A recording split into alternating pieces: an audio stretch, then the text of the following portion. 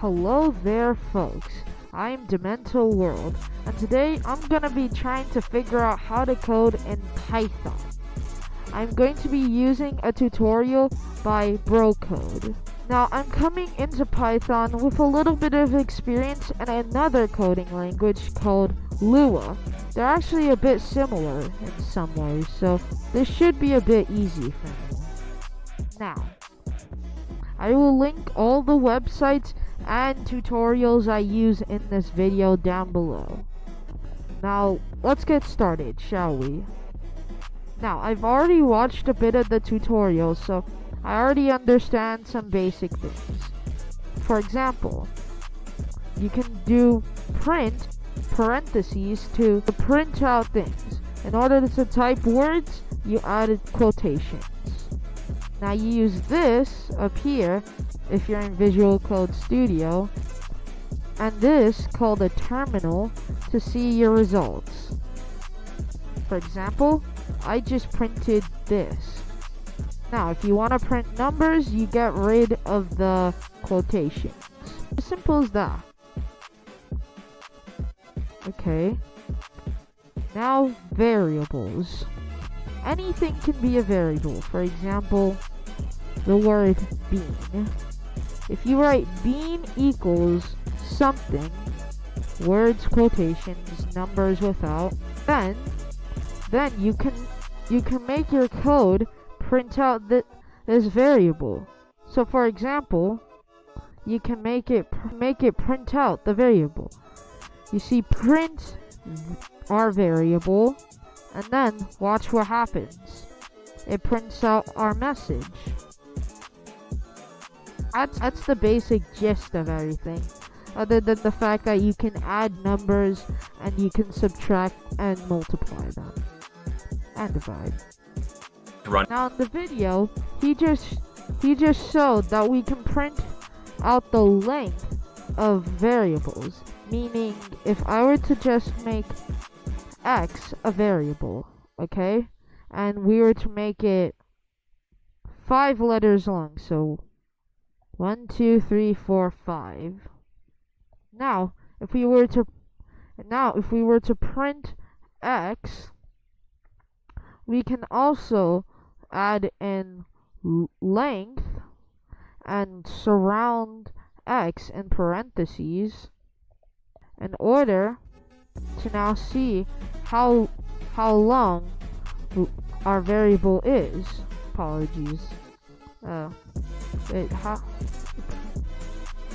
Not quite sure what's wrong here, but let's just move on for now.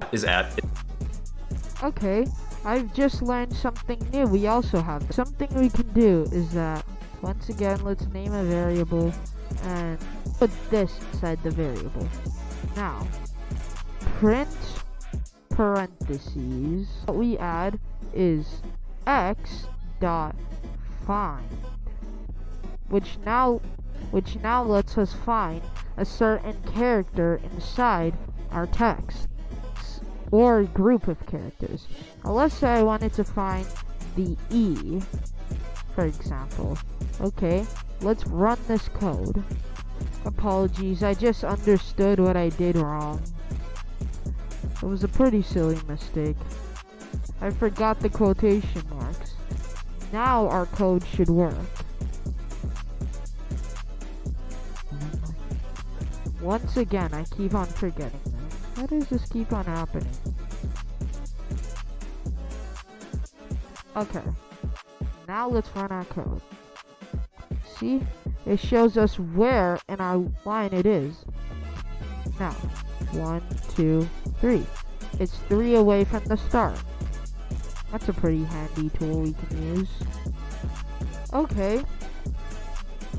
Now, using this same thing, why don't we just, using the same code, we can now, instead of use this, okay, for example, let's say, oh no, my name isn't capitalized. What are we going to do? Well, if we do print and x dot capitalize, that means it'll capitalize and And using lower, then we can make everything lowercase. Example, let's see here. Everything has now been lowercase. Now, let's say you wanted to know if this is a digit or not. Now we can clearly see here it isn't, but for the sake of this, let's say we don't know. We would add is digit to our dot file, and then when we run the code, it'll tell us if it's a digit or not. This time it's false, but if we add 4, for example, then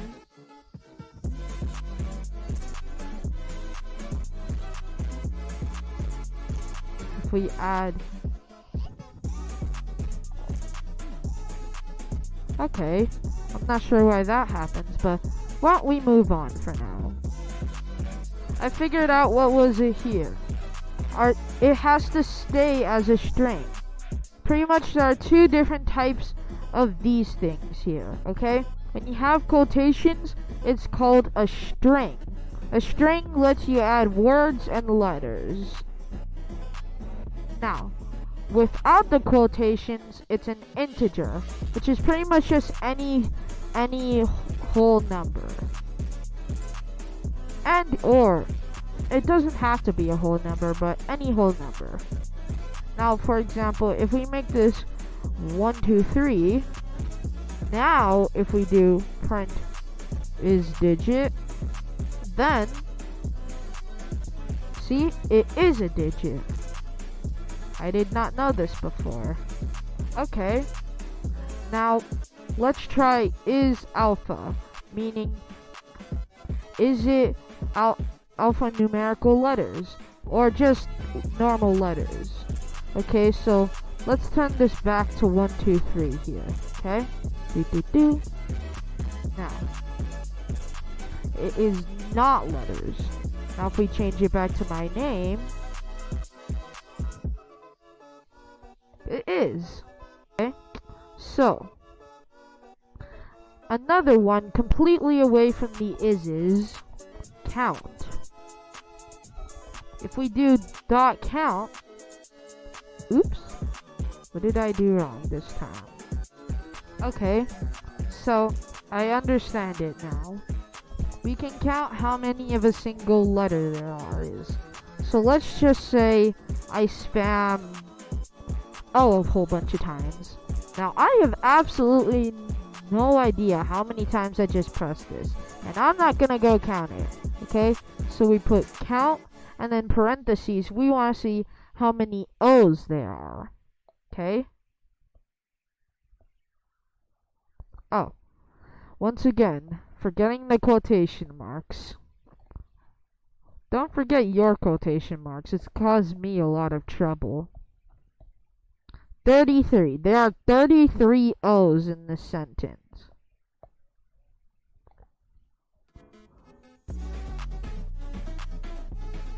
$33. Wow. So now, let's say, oh, I'm lazy and I want to replace all these stupid O's. Well, if you use dot replace, then we need to add 2 arguments. For other words, 2 things in here. So we have our O's, we want to replace them, and then you add what you want to replace them to. Let's say we want to replace all our O's to E's. Now if we run our code, now instead of O's, everything is an E. Quite useful, I think. That's where I'm gonna close off this video for today. Thank you for watching. Also, this is going to be a multi-part series, and I'm going to link every website and channel I showed in the description. Goodbye now.